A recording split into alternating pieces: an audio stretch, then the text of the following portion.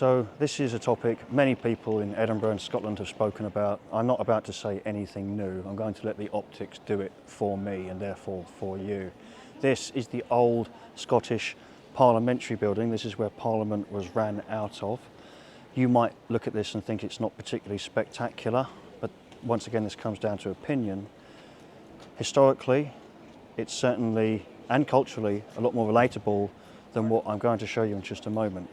Now, before we depart, I want you to turn around because I'm not going to have a long-winded historical spiel talking about where this came from, why it's here and so on. I'm just going to turn you around and show you how it blends in, how it actually moulds into what is Edinburgh's old town.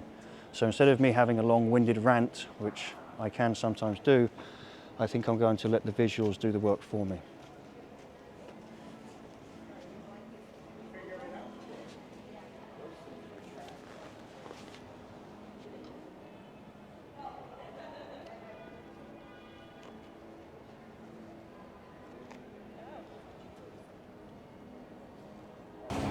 And this is the new Parliamentary Building, which I needn't bang on about because you can see immediately by looking at it, this is absolutely revolting.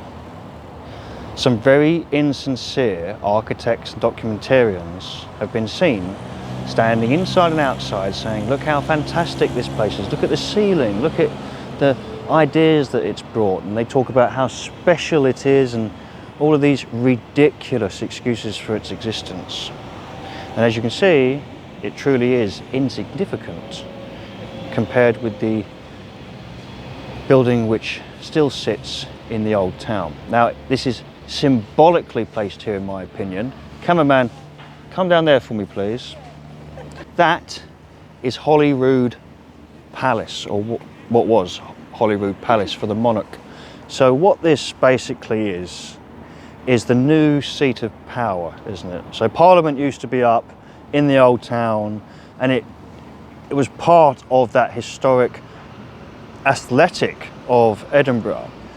But what it's done is now is it's sat itself directly opposite what was Holyrood Abbey when it started in the 12th century, now Holyrood Palace, what we know as Holyrood Palace, and it's stuck itself right here as the new seat of power, with the typical sort of homogenized look, which means you could, as I say many times, you could be in Spain, Tokyo, could just be in England. There's nothing to tell me that that is Scottish. There's nothing, absolutely nothing Scottish about that. Whereas that, you could be half blind and still know that that is impressive Scottish architecture.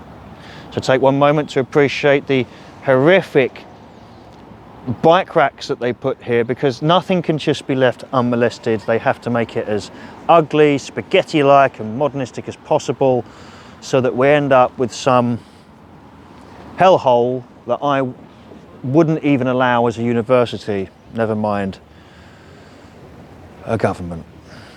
Anyway, remember, just because you fill something up doesn't mean it isn't empty. I'll see you soon.